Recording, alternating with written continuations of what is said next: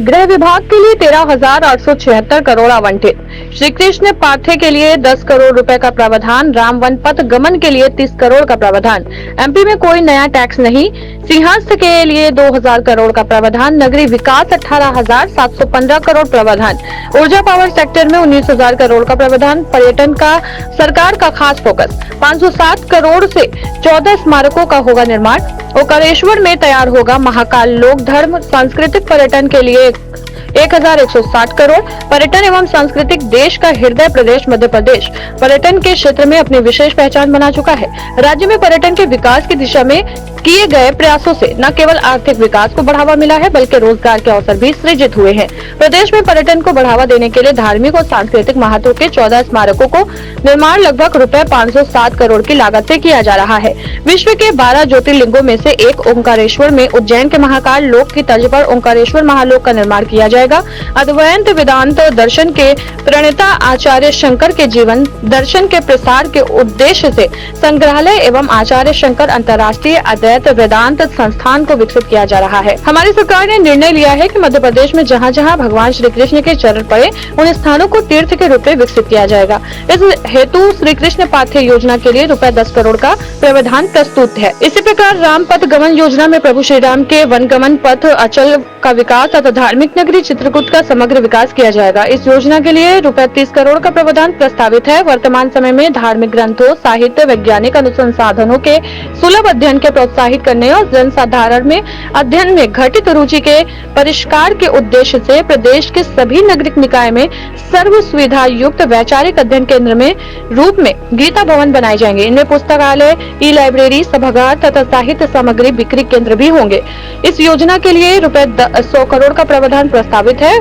प्रदेश अपने वरिष्ठ नागरिकों को तीर्थ यात्रा का पूर्ण लाभ प्रदान करने में सहभागी है। इस हेतु रुपए 50 करोड़ का प्रावधान प्रस्तावित है। इस योजना में प्रारंभ से अब तक 8 लाख से अधिक वरिष्ठ नागरिक लाभान्वित हो चुके हैं। इस योजना के तहत दिव्यांग नागरिकों को भी निःशुल्क यात्रा की सुविधा दी जा रही है। पर्यटन, संस्कृत एवं धर्मस्थ के क्षेत्र में रुपए 1,610 करोड़ का प्रावधान प्रस्तावित है, जो कि गत वर्ष से रुपए 133 करोड़ अधिक है। मध्य प्रदेश में राष्ट्रीय रक्षा विश्वविद्यालय खुलेगा। नगरीय निकायों में गीता भवन बनाए जाएंगे। इस योजना के लिए 100 करोड़ की राशि का प्रावधान है। तीर्थ दर्शन के लिए 50 करोड़ का प्रावधान। मुख्यमंत्री वृंदावन ग्राम योजना के तहत 100 करोड़ राशि का दिया गया प्रावधान। 11 नए आयुर्वेदिक महाविद्यालय खुलेंगे। स्वास्थ्य के लिए 33,533 करोड़ का प्रावधान किया गया। पंचायत एवं ग्रामीण विकास के लिए 19,050 करोड़ की राशि। नगरीय विकास के लिए 18,715 करोड़। पर्यटन, धर्मस्थ, संस्कृति के लिए 1,610 करोड़। अभी जो हमारा बजट प्रस्तुत हुआ है, मुझे खुशी है कि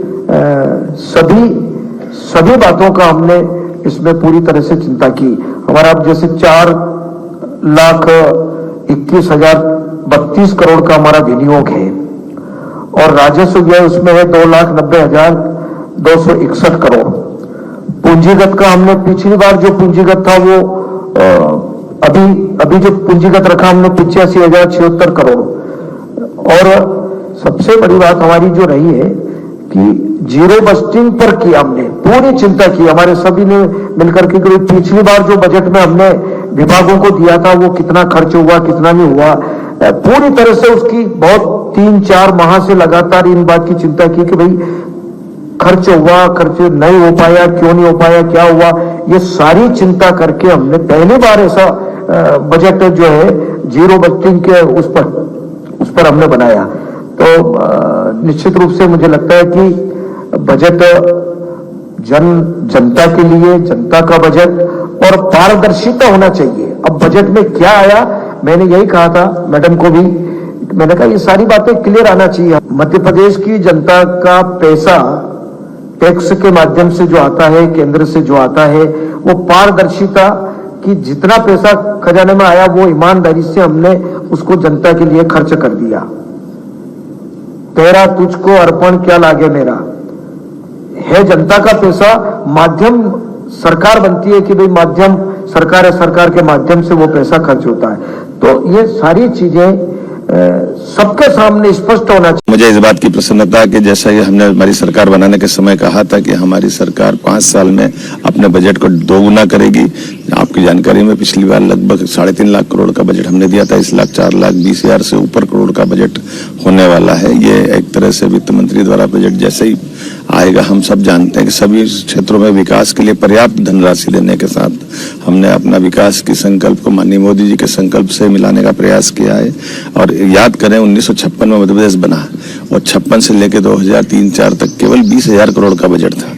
उसको 21 गुना बढ़ाते हुए 4,21,000 के आसपास अगर बजट पहुंच रहा है, 4,21,000 करोड़ को, इसका मतलब ये कि अपने आप में ये बताता है कि सरकार विकास के लिए किस गति से चल रही है। मुझे इस बात की प्रसन्नता कि भारत के सभी राज्यों में सबसे तेज गति से बढ़ने वाला राज्य अगर कोई है तो मध्य प्रदेश है। मैं अपने इस राज्य के बजट के साथ साथ यहाँ के युवा, महिला, किसान, गरीब सभी वर्गों की बेहतरी के लिए गए माननीय प्रधानमंत्री के संकल्प की पुष्टि के लिए ये सरकार काम कर रही है। मेरी अपनी ओर से सबको बधाई।